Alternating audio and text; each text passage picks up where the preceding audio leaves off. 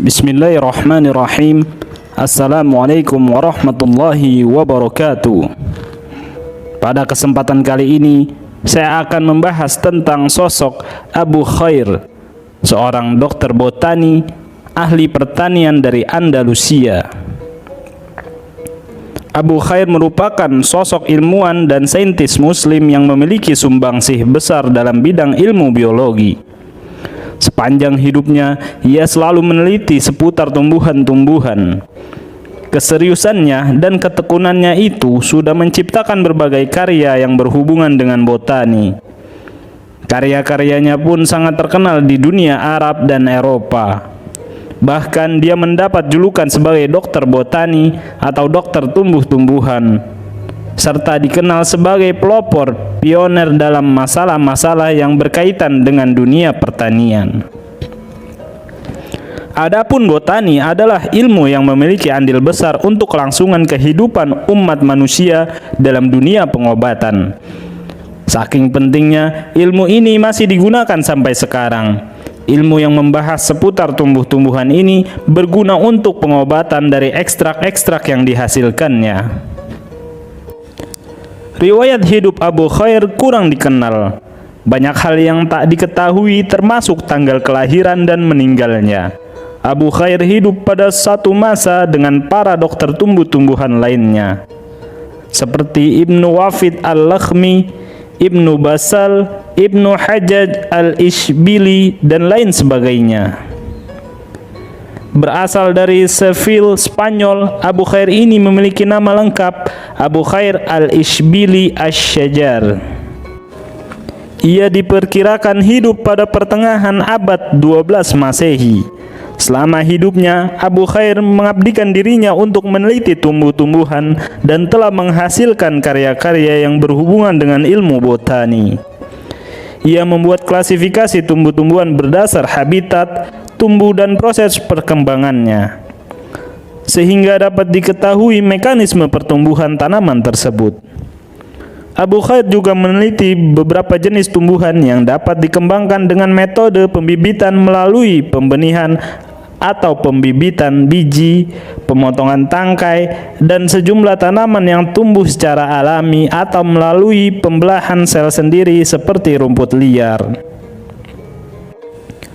Sebagai seorang ahli botani, Abu Khair mencoba mengklasifikasikan tumbuhan berdasarkan habitat dan proses perkembangbiakannya. Dari cara ini dapat diketahui mekanisme tumbuhan tersebut. Selain itu, Abu Khair juga meneliti pertumbuhan berbagai tanaman dengan beragam cara, seperti pembibitan atau pembenihan, kemudian pemotongan tangkai, dan secara alami. Karya-karya Abu Khair dianggap sebagai buku panduan tentang tumbuhan. Contohnya pengetahuan umum tentang dunia botani, seperti waktu hidup satu jenis tumbuhan, pengaruh bulan terhadap pertumbuhannya, waktu yang tepat menghasilkan buah, faktor perusak, hingga ciri-ciri suatu jenis tumbuhan.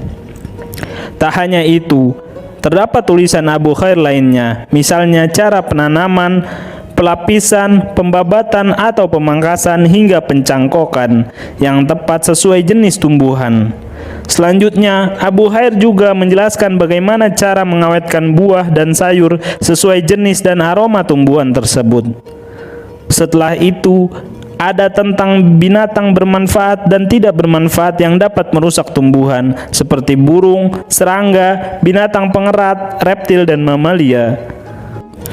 Kemudian karya-karyanya tentang tanda-tanda astrologi dan meteorologi yang diperhatikan saat hendak menanam dan memanen. Karya-karya yang dihasilkannya kini masih tersimpan di berbagai tempat. Salah satu karyanya yang berjudul Al-Filaha masih tersimpan di Bibliotek Prancis, Paris. Selain itu, ada pula yang tersimpan di perpustakaan Masjid Zaitun, Tunisia, dan sejumlah perpustakaan swasta di kawasan Maghribi, Afrika Utara. Kandungan terpenting kitab Al-Filaha tersebut, pertama, pengetahuan umum tentang dunia tumbuh-tumbuhan.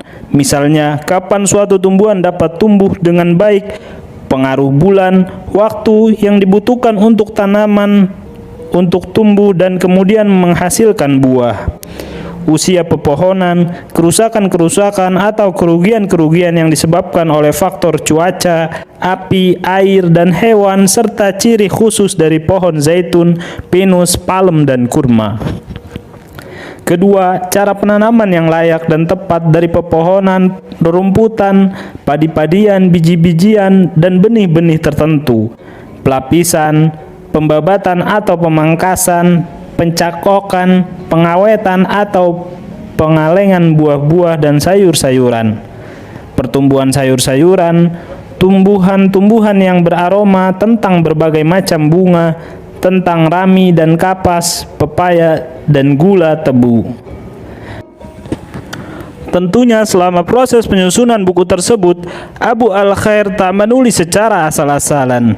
Ia banyak melakukan observasi ke kebun, halaman rumah, hingga hutan-hutan Al-Jarafedi Asy-Syarafah, sebuah daerah kawasan Seville, Spanyol.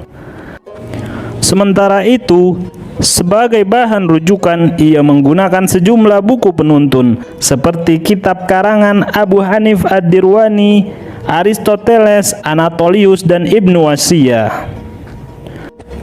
Selain dikenal sebagai dokter botani, Abu Khair juga dikenal sebagai seorang dokter yang menyusun kamus obat-obatan.